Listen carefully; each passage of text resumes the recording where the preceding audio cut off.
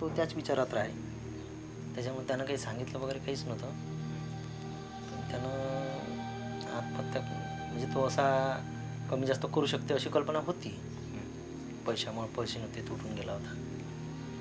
असं करून म्हणून काही कल्पनाच नव्हती अजिबात. गेल्या वर्षी नदीनं शेतं गेलते, नापिकी झाली. याही वर्षी तसंच झालं. त्याच्यामुळे ते त्याच्या याच्यातच होते ते.